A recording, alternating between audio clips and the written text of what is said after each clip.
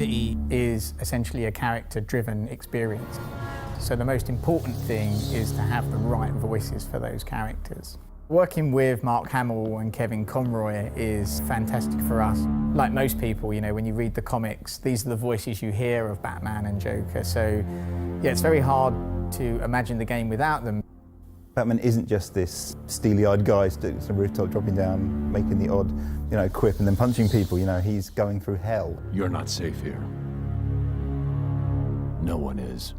Kevin would come in and go, "No, I don't think Batman would quite say it like this," or "No, this is how I want to say this line." And we're like, "Okay, cool, awesome, let's go for it." Don't worry about me.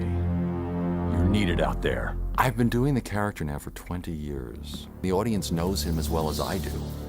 They would know in a second if I did something inauthentic, and they'd call me on it. Get out of my way, Quinn. Leave us alone, B-Man! I said move! When you see Mark become the Joker when he's actually in the recording booth and doing these voices, he actually physically kind of twists himself and manifests himself into Joker. Mark, sometimes I think he actually is Joker, so he just turns up and he just nails it. In fact, we rewrote all the dialogue to really fit into where he was taking Joker. Surprise! You fell for the old sick Joker gag, Batman. There's something about scary clowns, that it just creeps people out. But you of all people should know, there's plenty wrong with me. His purpose in Batman's orderly world is just to mess him up big time. Take my blood, for example. I wish somebody would. This stuff is killing me.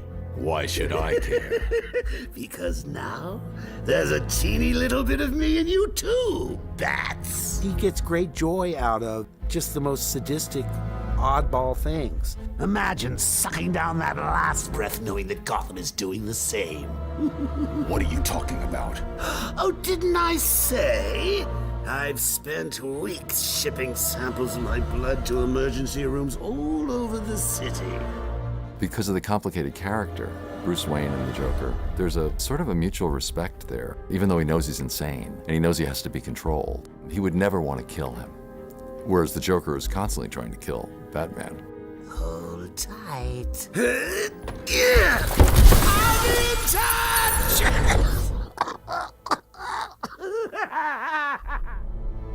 Stana, she came having prepared absolutely everything about Talia. She was a huge fan, as it turns out, read all the books, read all the comics, and just really understood it right from the get-go.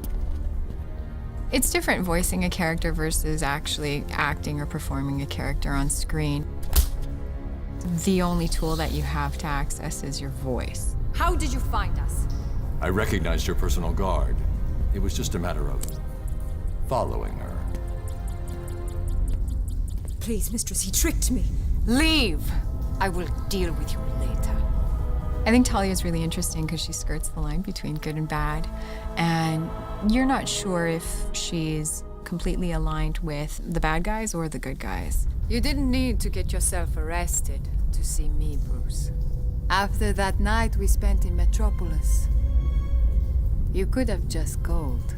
She has this dichotomy in that she's sexy and she's vulnerable, and there are some things that can pull at her heartstrings that she will fight for that suggest that she's more than just like a cold assassin. She's got something that she's willing to risk her life for.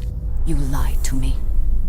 I thought you loved me, Bruce. Authentic voice acting and having this direct link into Hollywood and working with all these great actors, for us, it is the real difference between making a good game and a great game.